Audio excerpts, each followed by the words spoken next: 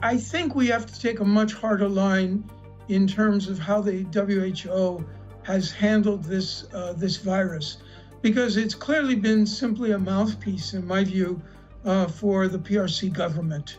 And, you know, it was 2 days after he visited Xi Jinping in Beijing that Dr. Tedros decided that finally, a week after he said there was no need to declare an international emergency, that he said it was time to declare it an international emergency. So it was almost like he went there and got his marching orders and then came forth and announced them. So, you know, the way they criticized Taiwan early on and criticized the US as well when we stopped flights coming in, when shortly thereafter China did the same thing. And yet I think that was also one of the things that helped save Taiwan from a much worse situation. So looking after itself, not listening to the WHO in this particular case, I think actually helped. What explains Taiwan's success in containing coronavirus, or CCP virus, despite Taiwan's close proximity to mainland China? How has the Chinese Communist Party influenced the WHO? Over past decades, how has US policy towards Taiwan and China been mistaken and short-sighted? And how would the US and other free countries in the West benefit from a closer relationship with Taiwan? In this episode, we sit down with Dr. William Stanton, who served for 34 years as a US diplomat, including 2 assignments to the US Embassy in Beijing. His final posting was as director of the American Institute in Taiwan, the equivalent role to ambassador. Now, he is the vice president of the National Yangming University of Taiwan. This is American Thought Leaders, and I'm Jan Jekielek.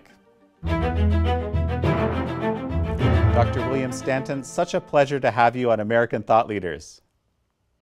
It's a great pleasure to have this opportunity to talk with you. I've often watched you online, and it's quite an honor, actually, to be asked to do an interview with you.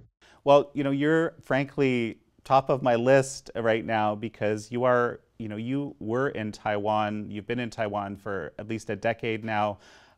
Vice president of one of the major universities, actually a health university. That's incredible, and a ton of diplomatic experience in China. You have this unique perspective where you can, you know, look at the China reality, look at the Taiwan reality, and right now this is front and center with coronavirus. I mean, we have China, which has had, you know, as people are increasingly discussing, a very poor and frankly, a lot of the guests on the show are talking about destructive, I guess, policy or approach to coronavirus. You know, Taiwan has had a model policy, and then we have the WHO kind of showcased in the middle of all this. And let's hear your thoughts here.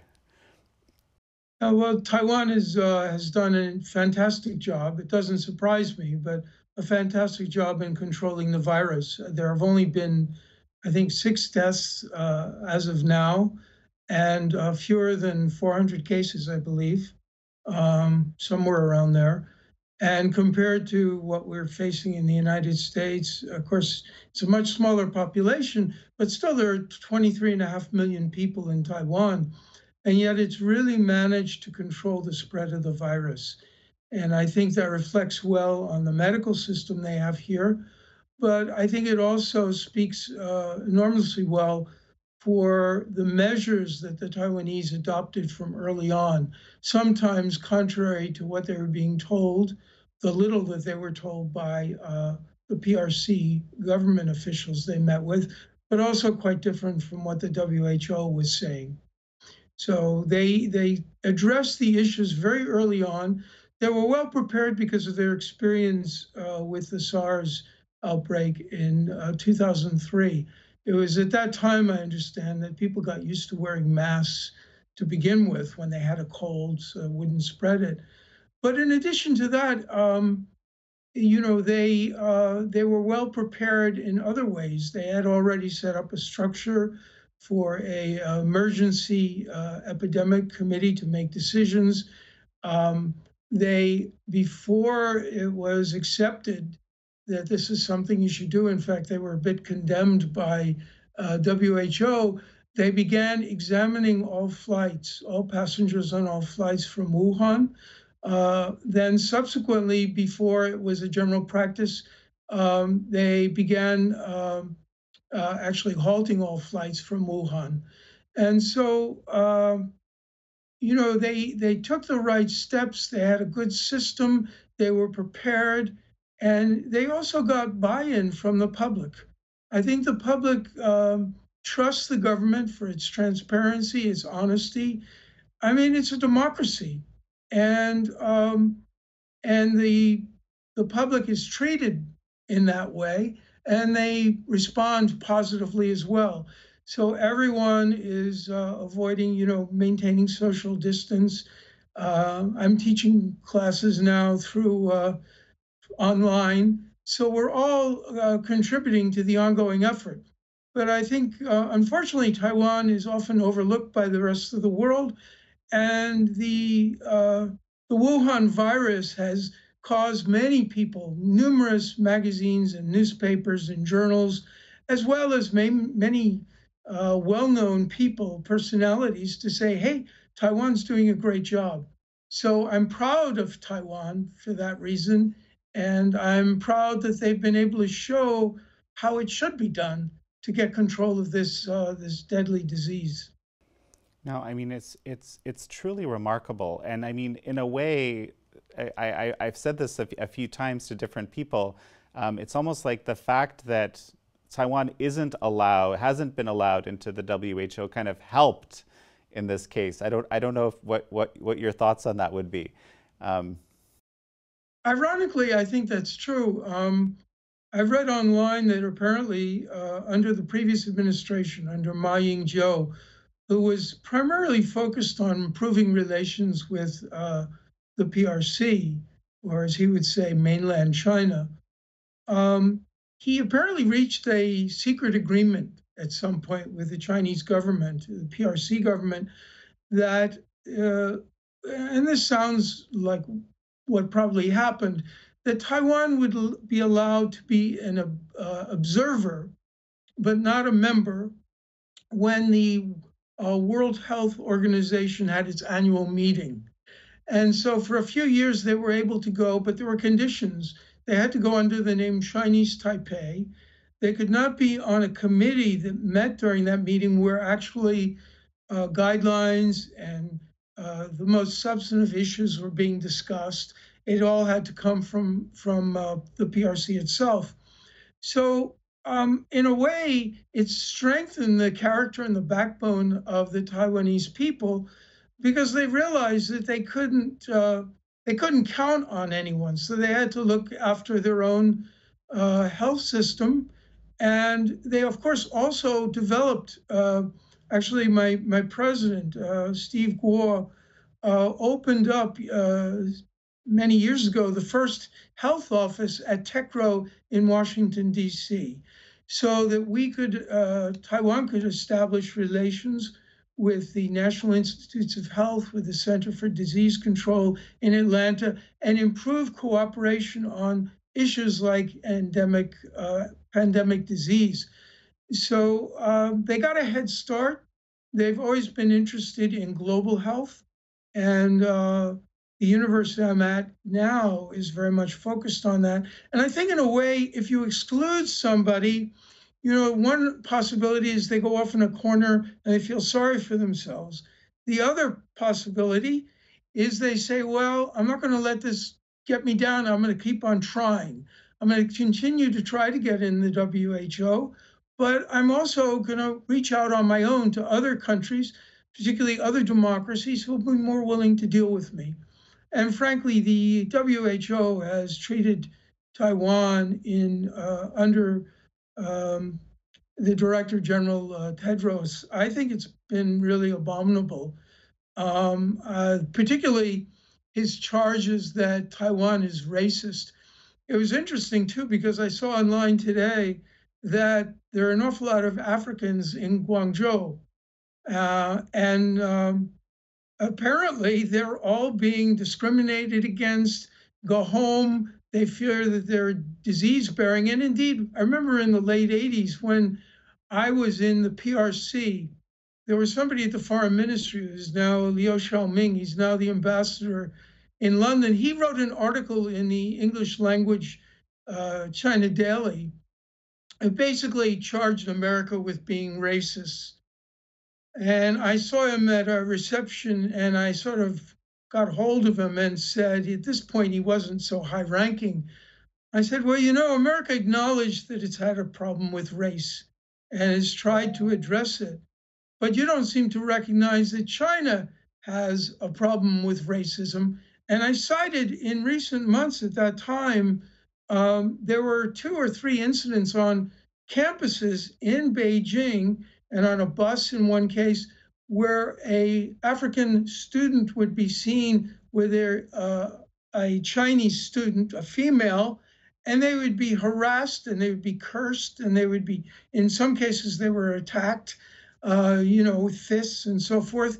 So I think it's interesting that they should draw the racial card, because I've never found in my own years of experience in the 6 years I spent in China that they were all that enlightened about racial issues. And I find in that regard that Taiwan, every country has problems perhaps with people of different races or ethnicities, but I think Taiwan's far more accepting of differences among people and tends to treat everybody with courtesy and welcoming. So I thought it was particularly ill-suited that Mr. Tedros or Dr. Tedros should decide to pick on Taiwan and call them racist. And then to make it worse, China joined in and had people online send in messages from fake Taiwanese apologizing for being racist. So, it's one thing after another, this whole experience with the virus that is generated, and it's quite disturbing, actually. And that's why in a recent article I wrote, I agree with those in the U.S. Congress who are calling for the U.S. to cut off its financing for the WHO as currently constituted. We provide about twice as much, I think last year it was $52 million, I think, about twice as much, 58 maybe. It was because it was twice as much as China, which I think contributed about 29. And then it's up around 400 million for voluntary contributions that different American agencies and different American philanthropic groups contribute because they're interested in coverage of certain diseases and all. But clearly, I think we have to take a much harder line in terms of how the WHO has handled this virus, because it's clearly been simply a mouthpiece, in my view, for the PRC government. And, it was 2 days after he visited Xi Jinping in Beijing that Dr. Tedros decided that finally, a week after he said there was no need to declare an international emergency, that he said it was time to declare it an international emergency. So it was almost like he went there and got his marching orders and then came forth and announced them. So, the way they criticized Taiwan early on and criticized the US as well when we stopped flights coming in, when shortly thereafter China did the same thing. So, they criticized Taiwan for doing that. And yet I think that was also one of the things that helped save Taiwan from a much worse situation. So looking after itself, not listening to the WHO in this particular case, I think actually helped. The other thing is I don't think the WHO has done enough to look at the whole question, why hasn't it elicited from China more information about the viruses, about the genomes, about all the technical details? Why has nobody raised this?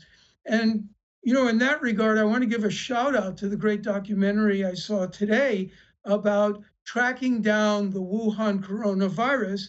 It's long, but every minute of it is interesting. It's about 55 minutes. And it asks a lot of unanswered questions. Given that there was a virology lab particularly right in Wuhan, why have they not played a role in trying to uncover the source of this? Why aren't they talked about? Why are they sort of, as was said in the documentary, why are they the dog that doesn't bark? And certainly we need to know more about that. And why haven't we heard more about that from the World Health Organization? They should have the ear of the PRC leadership to tell them, is there anything we should know that we can help fight this disease more effectively? You know, so many things coming to mind after what you just said. You know, multiple things. When it comes to the racism, as you describe, I mean, I keep thinking, you know, forced assimilation policies in Tibet and Xinjiang. I mean, yes. What can be more, I can't even imagine too many things that are more racist in my mind anyway. That's one thing that jumped to my mind. And the second thing is just the insanity of the targeting of African people, like basically people with different skin color for the virus. It just speaks to this power of the CCP propaganda to somehow convince the population that the virus didn't come from China, that it's coming from, is it from Africa? Or, like, this is so outrageous to me. Well, they've already purveyed the idea that it came from the United States, and I've also seen, I think it was online today, an item suggesting that the sequencing of this virus is so old it may have existed for ages and could go back to Europe, for example. So, you know, because I guess they read the report that some of the virus that has infected people in the United States may have come from Europe, or maybe most of it. I am not quite sure the details of it. But clearly, they're constantly trying to shift blame. So to charge the US with spreading this virus or to charge anyone else is really absurd, especially since it's now the developing countries in Africa, in Asia, and Latin America that I think are most endangered by the continuing spread of this virus, will be the next targets for it. So it's unfortunate. It's also unfortunate because the developing countries in general are the countries in the UN, because I spent 2 years as the director of UN Political Affairs, which does Security Council issues at the UN from the State Department, gathering consensus within the US government on policies. And it always struck me that it was the developing countries that were most likely to support countries like the PRC. Why? Because the PRC largesse depended in part on that. There was an awful lot of, particularly in the General Assembly, vote buying and influence peddling. I mean, why was it that after Kim Il-sung died in North Korea, that the General Assembly, which is all the members of the United Nations, you know, they had a moment called for and had a moment or a minute of silence in honor of Kim Il-sung. I mean, this is extraordinary. And this is the same UN. I know about this personally because I wrote a telegram when I was at AIT complaining that there was a Taiwan student, a college student, who had signed up to join the Model UN program. And the Model UN program gathers students to give them a replica of the UN experience. And the only criteria for getting into that criterion is that you believe in the principles and purpose of the United Nations, basically maintaining peace and security, building peace and security around the world. And this student was turned away at the door because he didn't have Chinese identification. He only had Taiwanese identification. So I was so outraged by this, I wrote a cable. We wound up getting a démarche at the second highest level at the UN, you know, the US office at the UN. An ambassador delivered it, not the top guy, but the second one, to the Undersecretary for Political Affairs. And the reaction was, well, there's nothing we can do for this. You know, that's it's really scandalous that then they should pick on Africans. But that's the way it is. I got quite used to when I mean, one of the great things about being in Taiwan is so often when I was in the PRC, I felt that every meeting was sort of a confrontation. And, it's so nice and pleasant to be in a country where even if you have a disagreement, you're respectful, you're courteous to one another. It's a much better atmosphere. That's absolutely fascinating. The US right now, ostensibly the State Department, is actually acting at this time to try to get Taiwan more of a presence in the WHO, from what I understand. And this, I think this kind of speaks to maybe the evolution of the US, China, and Taiwan policy, over time. And I know this is something that, you've been thinking about deeply for quite some time. Right. Well, one of the things, if the US is really serious about getting Taiwan into the WHO, they need to abide by the Taiwan Relations Act, which in 1972 said, I'm paraphrasing here, nothing in this act should in any way lead to the withdrawal of Taiwan from any international financial or other international institution or any international organization. Well, what happened? In 1998, President Bill Clinton was on his long visit to China. And on one of his stops, he announced some sort of gifts to China, one of which was he announced for the first time that it's the policy of the United States. It might have been an implicit policy at times, or maybe the way the United States behaved. But he said that no country whose statehood is not recognized should be allowed to enter into any international organization where statehood is a requirement. So if the State Department and the US government really wants to get Taiwan into international organizations, and some of the others include Interpol, ICAO, which deals with civil aviation. These are important matters of safety and security. What the US needs to do is say, well, this policy statement was inconsistent with US law, and therefore we're going to address it. And we think that it should not be barred from membership, and make a stand on that basis.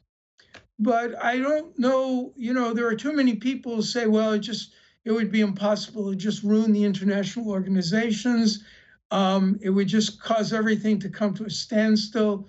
We can't do that. But on your larger point, actually, there has been an enormous evolution in relations.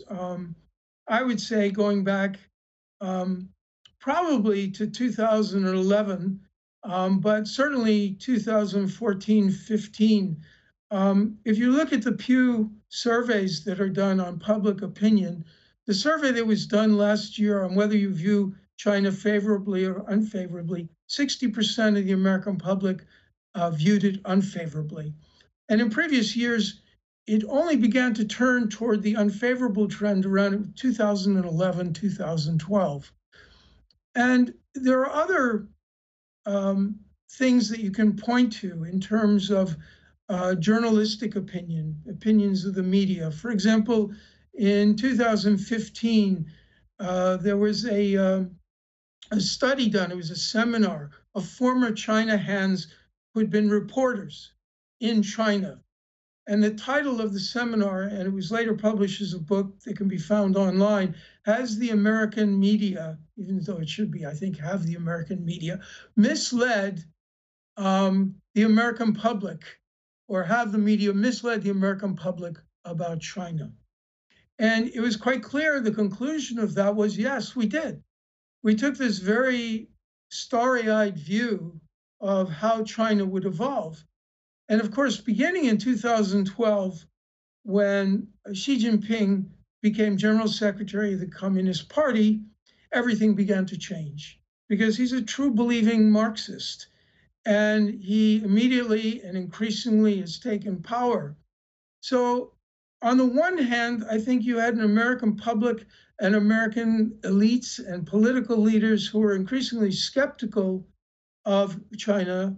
And you also had a China which was increasingly unpopular because of its oppressive policies toward religious groups, toward ethnic minorities in China, and its more aggressive policies in its own neighborhood and elsewhere in the world, basically bullying other countries. I wrote a commentary not too long ago reminding everybody that China itself stated its position in the Shanghai communique, the first communique with the United States. Big countries should not bully small countries. But that's what it in fact does. So there has been a shift, and I think a lot of the reason for the original optimism for China was totally misguided. A lot of it goes back, and many people have said this, to Henry Kissinger. He, on behalf of President Nixon, he didn't know much about China, but he was sent there to establish relations. And his whole argument, and the argument also of President Nixon in the time, was, well, our real problem is still the Soviet threat. So what we need to do is to somehow split off China from the Soviet Union. It was a geostrategic move. And of course, everybody's always admired, including Kissinger himself, his geostrategic thinking. And so there was this whole plan that, China would become increasingly an ally, a friend of the United States. I mean, that's what we did with Japan, after all, and with Germany at the end of World War II. So there were certain precedents that you could point to. Of course, that whole idea collapsed in 1989 with the collapse of the Berlin Wall, and then in 91 with the collapse of the Soviet Union. And along the way, having seen what happened with the Berlin Wall, you also had Tiananmen intervening, which also caused China, including Deng Xiaoping, to take a much tougher stand. So that was a mistake. A second mistake was there was the belief that if we had better relations with China, we would be able to solve strategic, international, bilateral, regional issues. We would be able to move forward on all of them. There's a story I heard after the 2015 visit of Barack Obama as president to China. He spent like 4 days and 3 nights there. He had been told by his staff, some of the people who still foster the idea of cooperation with China, that we absolutely need Chinese cooperation if we're going to make progress on international, regional, bilateral issues. So he went feeling that there was real progress possible. And instead what happened, according to this, nothing happened. The Chinese were feeling very good about their economy, and they got no concrete results out of the visit. Of course, there was a bunch of verbiage and different signed language that they agreed on, but it was all generic stuff. So on the way back, according to the person I talked to who heard it secondhand, but I think it sounds about right, Barack Obama supposedly said, well, let me get this straight. We need Chinese cooperation to solve bilateral, regional, international problems. I guess after this visit, we can pretty much say we're not going to make progress on any of these issues, are we?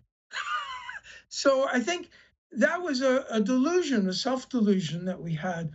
The third thing that happened was there was also a view that if we had better relations with China, a stronger, more self-confident China, it would be an international stakeholder. I remember writing talking points that also it would open up China. If China was wealthier, it would move in the direction of democracy.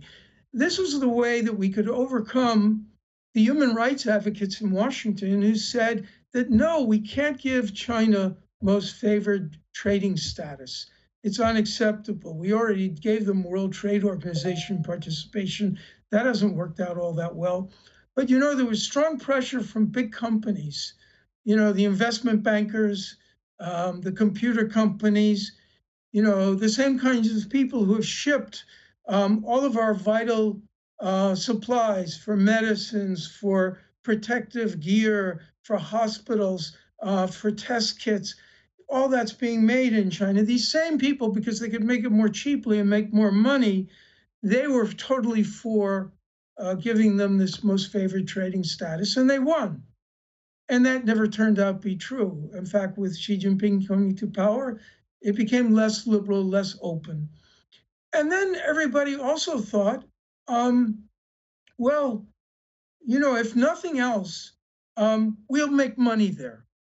And it's true, some people did make money there. But also millions of people, I've heard different estimates, some 3 million, some more, American workers would lose their jobs in the process. And while economists are always talking about in the long term, for a worker, if you're 45 or 50 years old and you've been working in a certain plant all your life, making car parts, and now you're told you're not needed, you've lived your whole life there, your family there, your community's there, maybe your church is there. You're supposed to pull up and move on and retrain and become a computer expert. I find it hard to use computers now, and I've sort of grown up with computers a little bit. So that never worked out either. And unfortunately, a lot of those same people are still giving advice, even in my view, in the current administration. So there are good people, but there are other people I'm more skeptical of. I enjoy very much listening to Peter Navarro.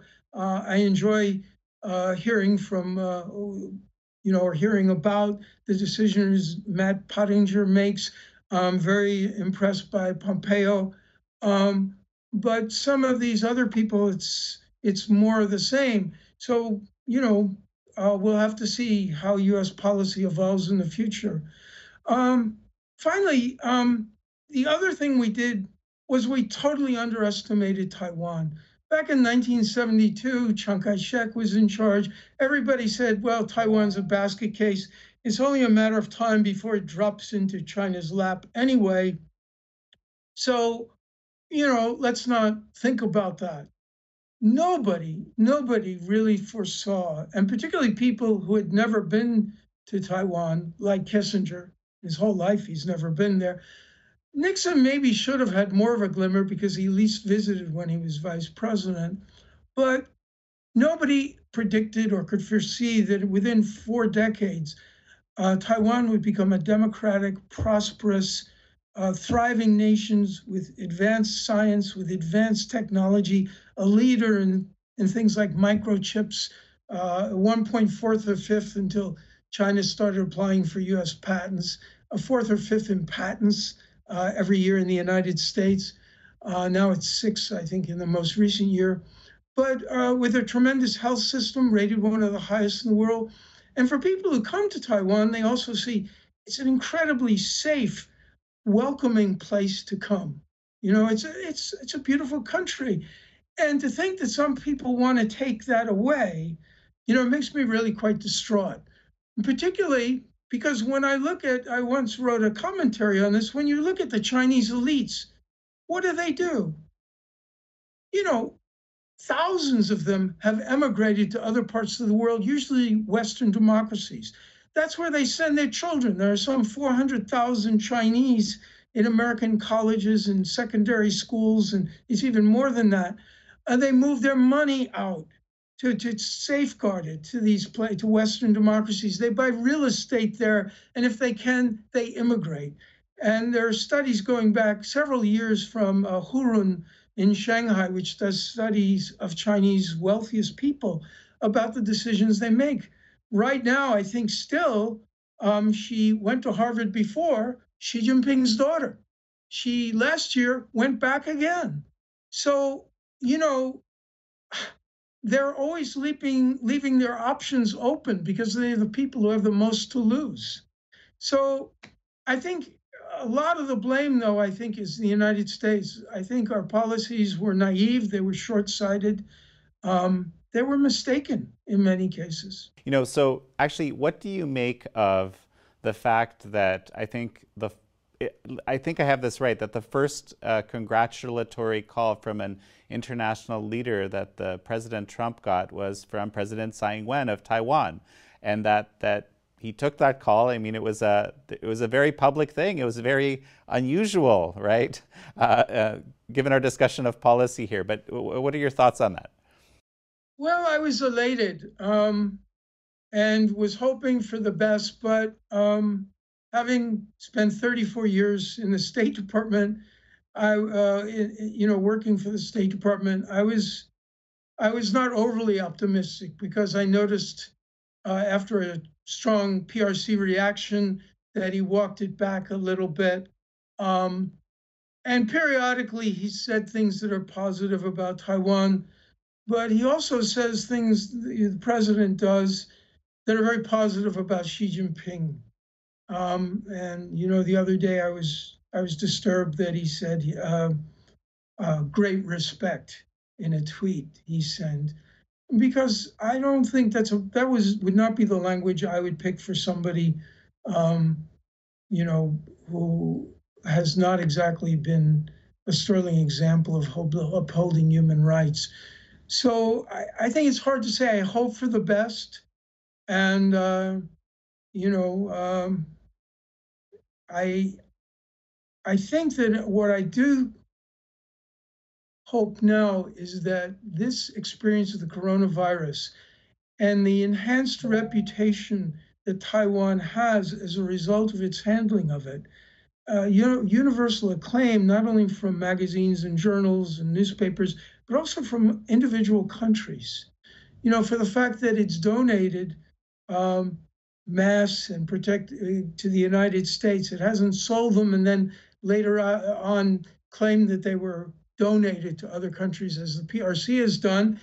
And they also haven't donated things that turn out to be defective, as I think has been the case in Spain and Italy and Czechia. And, I think in England, we saw Conor McGregor, the boxing guy, was complaining about they sent bad face masks.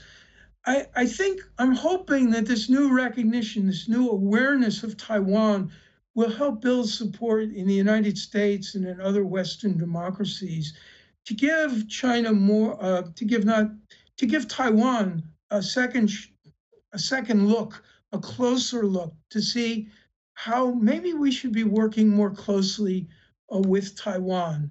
And maybe we should not always be looking over our shoulder at the PRC. That's my hope. I mean, you kind of can't imagine a more positive PR situation for Taiwan. I mean, I'm thinking about it. It's just simply by its functioning as it does, as it has grown to be transparent, as you say, democratic and just open, I think. And this is just kind of, all of these features are showcased through in exactly this coronavirus situation. Everyone's wondering, what has Taiwan done? Hey, right? There's something here, right? It's almost like a screenplay that has a happy ending. Suddenly everybody says, "Oh, Taiwan, Eureka!" But maybe that's not the way the world operates. But there is hope that some countries, at least, will take a closer look at improving their relationships with Taiwan. And I hope, I've often said Taiwan also needs to reach out not only to its 15 remaining diplomatic allies, but should also continue to try to foster relations with other important countries in the region and in the world. And I think from what I've seen under Tsai Ing-wen, there has been that effort. The new Go South policy, certainly in terms of the relationship with the United States, the relationship with Japan, potentially the relationship with India. There are people in India talking about that. Just read an article by two articles actually, by two scholars in India, that, there's a lot of balancing going on and counterbalancing. And I think as more and more people have become aware of potential Chinese threats, I think there are many countries like Vietnam, for example, who are thinking long and hard and are inclined to get on board with other countries who, the Quad, which includes Japan, the United States, Australia, and India. But, they might not do that because it might be too risky for them, but that they'll continue to cooperate in other ways with the United States and other countries. That's actually a very interesting segue into this whole discussion, I guess, of Taiwan. I mean, the last time we talked before, talking about this coronavirus situation, we were talking about, the elections and the Chinese Communist Party attempts to influence those elections. Of course, that failed miserably, thankfully. But how are Taiwan-China relations and then, this kind of whole region, the regional relations, evolving at the time of coronavirus? You started talking about this here, but can you give me a little more? Well, I think if the United States decided to do something more forward-leaning with regard to Taiwan, like, for example, say that the U.S. doesn't agree anymore that statehood recognized by other countries should be a precondition for participation in international organizations. And China would object to our change of position, but we could argue that, well, our position in the three communiques was very clearly stated that we had two conditions. One is there had to be a peaceful settlement. Any resolution of differences had to be peaceful. As soon as China issued the 2005 anti-secession law, which listed all kinds of things that Taiwan could do: change its flag, call itself a new name, declare independence, have a vote, a referendum on independence, any of those things, they would be abrogating the anti-secession law that they passed for themselves. They would be in violation of it and trying to reserve the right to use force to settle the issue. We could then say, well, as soon as they said that back in 2005, we should have said, well, don't forget, our signature on the three communiques, certainly the first and the third, because the second was General Haig's resolution about not selling more arms. The first and the third were always conditioned on, one, you have to respect the rights, the human rights of the Taiwanese people. And two, or the people of Taiwan, they probably said. And number one, any settlement of your differences has to be a peaceful settlement. So in a sense, in 2005, they violated our understanding as we set it forth in the joint communique back in 1972. So I think we have more arrows in our quiver. We have more things than we can do, but it's a question of whether we're willing to do them. I think arguments can be made for doing more. And I would like to see us do more for Taiwan. Well, I've been seeing reports of, these Chinese overflights, coming close to the Taiwanese mainland. I mean, there's this report of a Chinese naval vessel sinking a Vietnamese fishing boat. I mean, it's almost like in the midst of this, and Gordon Chang spoke about this when we talked recently, there's this China's starting to agitate. The Chinese Communist Party is doing something there in the region. How do you read that? Well, there was also, I think, attack on a Philippine fishing boat as well. If I'm not mistaken, there was more than one incident like that. I think it's partly related to the Wuhan flu or the Wuhan virus.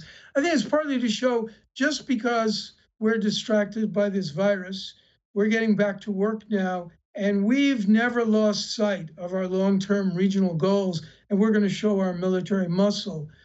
I think it's also a signal to the United States at a time when everybody clearly is rather enthralled by what Taiwan has managed to do, and I think they're rather peeved by that, to say, don't forget, we still have the weapons, the might, we can call the shots. So I've been happy to see, though, in turn, that the US has also been continuing to fly the flag through the Taiwan Strait and, has indicated in other ways that it remains very supportive of Taiwan. But we'll have to see. I hope, everyone's great fear is that Taiwan one day will decide to go to war. And, I don't think so, but if they do, I sure hope the United States would intervene. If we don't, basically we've abrogated all of our treaty alliances, because Japan will look at what we're doing, Australia will look at what we're doing. There's already enough problems with our allies in Asia and in Europe, and they'll say, well, we can't look to America anymore for support. So I hope that we would do what is necessary in the event that there's a threat to Taiwan. Meanwhile, Taiwan has also been bolstering its own armed forces, which it's long needed to do. And under President Tsai, it's been doing that. And I also think that Japan has a lot to lose in this situation as well. So the Japan recognized the clear need that Taiwan and U.S. support for Taiwan may be the only things standing between it and the Chinese military. So they've been getting stronger as well. So, these are only personal views of mine, but I do hope we will show support for Taiwan. Well, so for the typical American or typical Canadian, or frankly, anyone else in a free country that is watching Taiwan right now, what would you say is the big benefit for their country to basically establish these closer ties to Taiwan and for their own person? Yeah, I think the answer is the idealistic answer is that we are all democratic countries. We respect rule of law, human rights, and that to the extent we walk away from any of us who might face a threat, it diminishes the strength we as a community of nations have in fostering the values we hold dear. I mean, fundamentally, our problem with the PRC was not only that we never had common interests, that, for example, they would sign an agreement not to proliferate, but they would continue to provide the materials for nuclear weapons and missiles to the North Koreans, to the Iranians, to the Pakistanis. But we don't have the same values. It's the values we hold dear that the Chinese don't agree with either. And the Chinese have always recognized that in the PRC. They've said, yes, well, we have different histories, we have different heritage, we have, much different experience of the world, we have different societies, cultures. So it's inevitable that we have different values, but you have to respect ours as we respect yours, maybe they say, but I don't think so. But we have neither values nor interests in common. There are some people who have interests in common. The people have made a lot of money there. But that's all. So I would make that argument. Second of all, I would make the strategic argument, which is simply that, if the US walks away from Taiwan, why won't it walk away from you? Again, we all have a common interest in solidarity among our nations. So it's not, it's not something new. Many people have said Taiwan's the canary in the coal mine for PRC hostilities toward other nations. Maybe they think if they take Taiwan, then they can just call the shots in the rest of Asia. But they certainly want to push the United States out of Asia, certainly out of the two defensive rings that U.S. bases provide. So, when we, if we go, it's hard to go back. We've already seen the Philippines. The military, I think, is very pro-U.S. President Duterte's got a personal peeve, I think, with the United States. He said, get out, because we wouldn't give a guy who is shooting people on sight for drugs, we wouldn't give him a visa. We've had also, I think some of the Southeast Asian countries, except for Vietnam, Thailand, and to a greater extent, certainly Laos, Cambodia, are very much sort of in the Chinese pocket now. It's not very diplomatic to put it that way, but that's effectively what's happened. Philippines wavers back and forth, gives different signals at different times. I think Indonesia and Malaysia in more recent months over the past year and maybe last year, to a certain extent, have made stronger statements about PRC incursions into their territorial waters. So we're all in this together. We all have common interests, and I think to a greater extent than with the PRC, much greater extent, we have shared values as well as shared interests. Bill, that's a fascinating look into the kind of geopolitical reality in that region. Speaking about the shared values, at the Epoch Times, and certainly I myself personally, I really like to distinguish starkly between the value system of the Chinese Communist Party and the Chinese people, as much as the Chinese Communist Party has been trying extremely hard to force that value system on the populace. So I don't know. I'm not sure. Maybe there are some shared values. Well, with the Chinese people, absolutely. The Chinese values that I admire so much here in Taiwan. The Taiwanese people are, they believe strongly in education. They cherish families. They cherish community. They still, many of them practice traditional religions. They certainly write in traditional Chinese characters. They still practice traditional Chinese calligraphy, just as many people do in mainland China. You may have noticed in the course of my talk, several times I would say China, and I would correct myself and say PRC. And the reason is I don't want anyone to think that I have anything at all against Chinese culture or the Chinese people. I don't think of modern-day People's Republic of China as equivalent to just China. I think it's altogether different. After all, Xi Jinping, who made it very clear when he stepped up to be the General Secretary in 2012, he made it very clear that he believed in Marx and Engels and quoted them in his speech to the Politburo. This is a Western philosophical goal and ideal that died even in Russia, where it originated. And yet, so it's a very alien concept. I remember Secretary of State George Shultz, who I got to know when I was the Lebanon desk officer. And he used to say, the year I was at the Hoover Institution, he was there. And